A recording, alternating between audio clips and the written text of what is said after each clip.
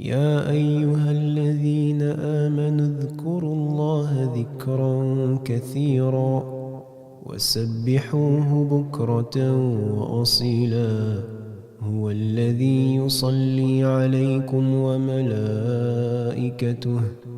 وملائكته ليخرجكم من الظلمات إلى النور.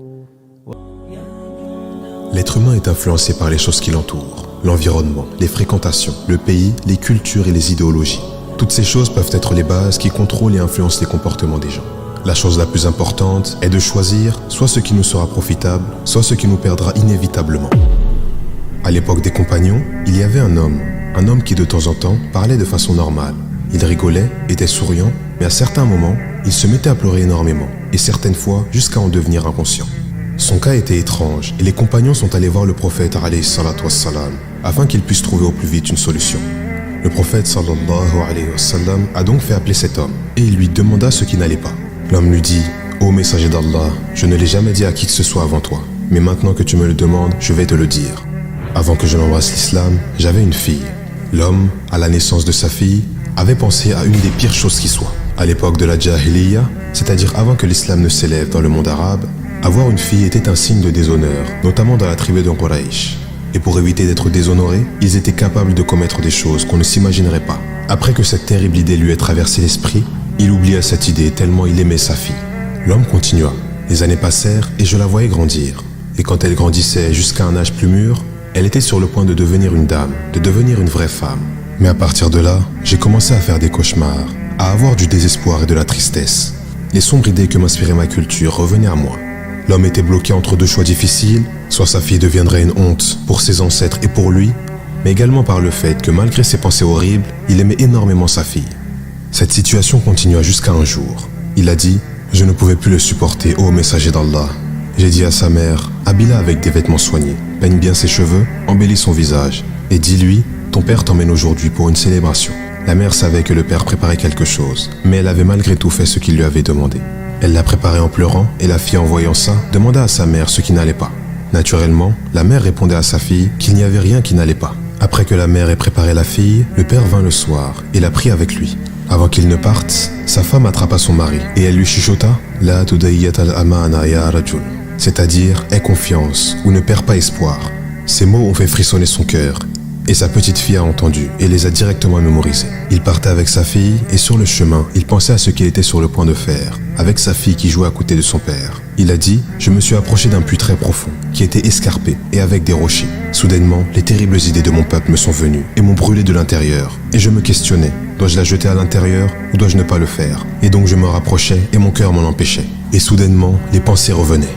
Je luttais encore et encore, mais maintenant que j'étais proche du puits, j'ai attrapé ma fille et je l'ai jetée dans le puits. Ma fille me tenait avec les yeux horrifiés, en me disant « La tudayya al-amana ». Elle le répétait encore et encore. Mais l'homme l'a finalement jetée, alors qu'elle continuait de le répéter. Et l'homme dit « Ô messager d'Allah », elle continuait de tomber en disant « La tudayya al-amana », jusqu'à ce que sa petite voix disparut. Je ne l'entendais plus. Et elle est morte, ô messager d'Allah. Le prophète alayhi salatu wassalam l'a alors regardé, la barbe remplie de larmes, et lui dit « Si Allah m'avait autorisé à punir quiconque pour le meurtre de quelqu'un avant l'islam, j'aurais commencé par toi. » Et pourtant, le prophète sallallahu alayhi wa sallam était le plus compatissant, cela même avec les femmes. Il avait l'habitude de dire « Prenez soin de vos perles précieuses, vos filles et vos femmes. Ayez de la gentillesse, de la bonté envers vos femmes, et soyez patients avec elles. » Dans un hadith rapporté par Muslim, le prophète alayhi salatu wassalam a dit « Celui qui élève bien deux jeunes filles jusqu'à ce qu'elles atteignent la puberté sera avec moi le jour de la résurrection comme ses deux doigts, en désignant son index et son majeur. » Notre culture, notre environnement ou tout simplement les gens nous influencent parfois à faire des choses sans aucun raisonnement. Des choses qui ne nous plaisent même pas, mais comme notre entourage a décidé de s'y attacher, alors on s'y oblige également sans plus y penser. Combien vivent en faisant attention à chaque chose qu'ils font, cela uniquement pour plaire aux gens. Mais comme nous l'avons vu dans la dernière vidéo, ces mêmes personnes qui vont soit nous pousser au mal, soit nous soutenir ici-bas, seront nos pires ennemis et ils nous maudiront dans l'au-delà.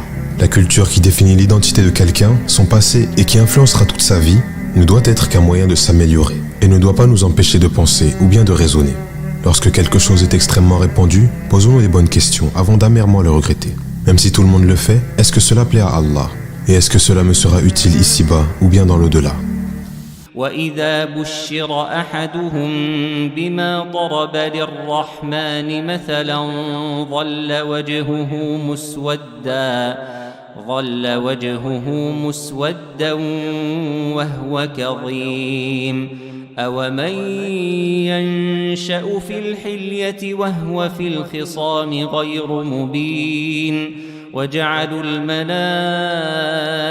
الذين هم عند الرحمن إناثا أشهدوا خلقهم ستكتب شهادتهم ويسألون وقالوا لو شاء الرحمن ما عبدناهم ما لهم بذلك من علم إن هم إلا يخرصون أم آتيناهم كتابا من قبله فهم به مستمسكون بل قالوا إنا وجدنا آباءنا على أمة وإنا على آثارهم مهتدون يا أيها الذين آمنوا اذكروا الله ذكرا كثيرا وسبحوه بكرة